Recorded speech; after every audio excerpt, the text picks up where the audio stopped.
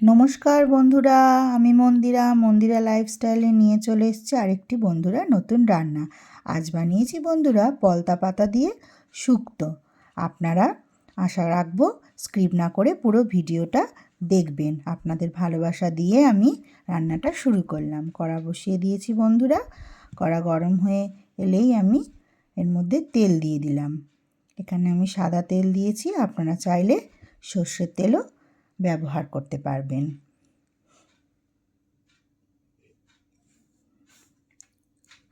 তেলটা খুব ভালোভাবে গরম হয়ে গেছে।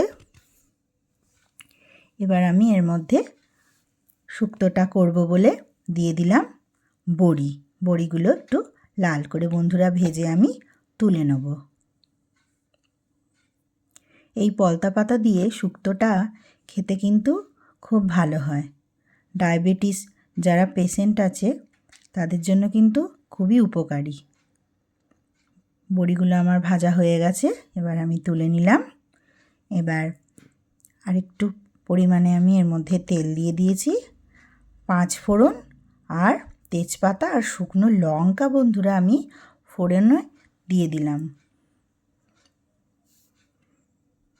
একটু সুন্দর সুগন্ধ বেরোতে শুরু করেছে। এবার আমি একে একে এর মধ্যে সবজি দিয়ে দিলাম। সবজির মধ্যে বন্ধুরা এখানে আছে আলু, শিম, বেগুন,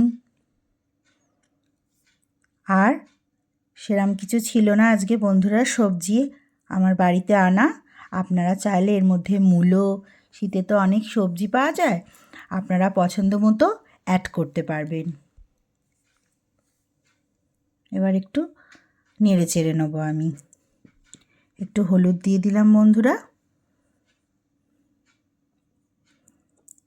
দিয়ে খুব ভালোভাবে আবার নাড়াচাড়া করে নেব।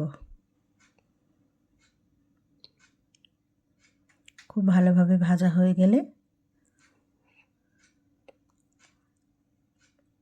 শুক্তো তো আমরা অনেক রকমেরই খাই, এরকমভাবে পলতা পাতা দিয়ে একবার শুক্তো খেয়ে দেখবেন, খুব ভালো লাগবে। আমি একটু এর মধ্যে নুন অ্যাড করে দিলাম, দিয়ে আবার আমি নেড়ে চেড়ে নেব। পলতা পাতা কিন্তু আমরা পটলের পাতাকে আমরা পলতা পাতা বলে থাকি। এই পটলের পাতার কিন্তু অনেক গুণাগুণ আছে।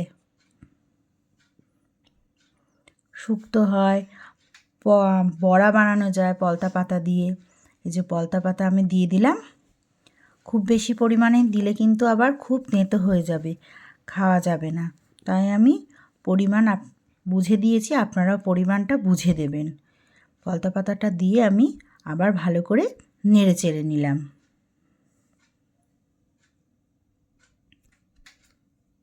বন্ধুরা, ভিডিওটা দেখতে দেখতে আপনারা যদি ভুলে যান, একটা টুক করে লাইক দিয়ে দেবেন।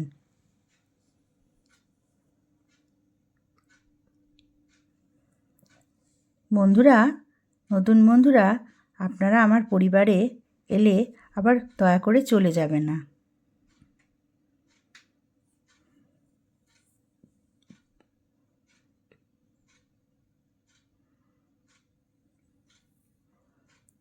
এতে খুব একটা বেশি মশলার কিন্তু প্রয়োজন হয় না। এর মধ্যে আমি দিয়ে দেবো একটু আদা বাটা আমি দিয়ে দেবো। আর আমি এর মধ্যে অ্যাড করব জিরের গুঁড়ো। আদা বাটা আর জিরের গুঁড়ো দিয়ে দিলাম, দিয়ে আবার একটু নেড়ে চেড়ে নেব।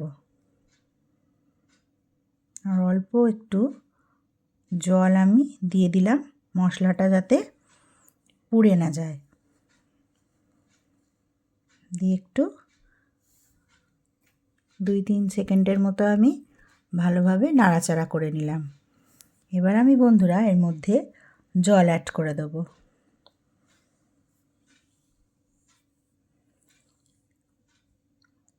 খুব ভালোভাবে মশলাটা হয়ে গেছে। এবার নাড়াচাড়া, এই যে আমি জল অ্যাড করে দিলাম পরিমাণ মতো।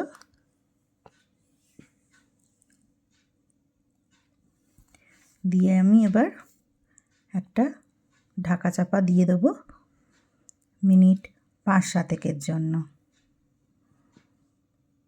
বন্ধুরা, এই রান্নাটা আপনারা বাড়িতে করে দেখবেন, কেমন হলো অবশ্যই কমেন্টে জানাবেন। আর বন্ধুরা, রান্নাটা ভালো লাগলে আপনাদের নিজেদের বন্ধুদের মধ্যে কিন্তু রান্নাটা শেয়ার করে দেবেন। মিনিট 5-7 হয়ে গেছে, এই যে দেখুন।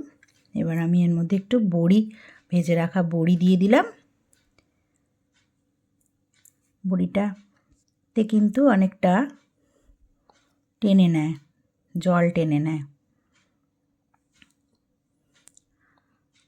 সবজিগুলো আমার বেশ ভালোভাবে সেদ্ধ হয়ে গেছে। এবার আমি একটু ফুটিয়ে নেব।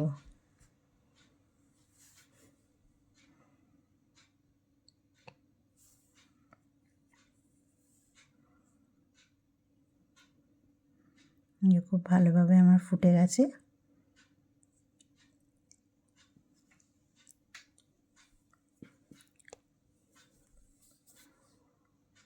কটা আলু আমি খুন্তি দিয়ে একটু ভেঙে ভেঙে দিচ্ছি, যাতে জিনিসটা বেশ ঘন হয়, খেতেও যাতে বেশ ভালো লাগে। অল্প পরিমাণে একটু ঘি দিয়ে দিলাম, স্বাদটা খুব ভালো লাগবে ঘি দিলে। আর অল্প একটু চিনিও আমি এর মধ্যে দিয়ে দেব, স্বাদটা ব্যালেন্স থাকবে।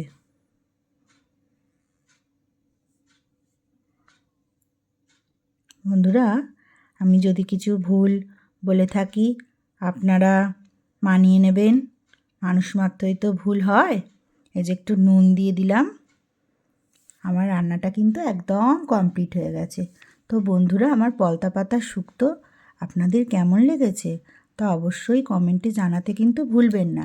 আর নতুন বন্ধুরা আমার চ্যানেলটাকে সাবস্ক্রাইব করে পাশে থাকবেন। আর ভিডিওটি দেখার জন্য আপনাদের জানাই অসংখ্য ধন্যবাদ ও ভালোবাসা। নেক্সট আরেকদিন আরেকটা ভিডিওর সাথে আবার দেখা হবে। ততক্ষণ আপনারা খুব খুব ভালো থাকবেন, সুস্থ থাকবেন, সুরক্ষিত থাকবেন। অসংখ্য ধন্যবাদ।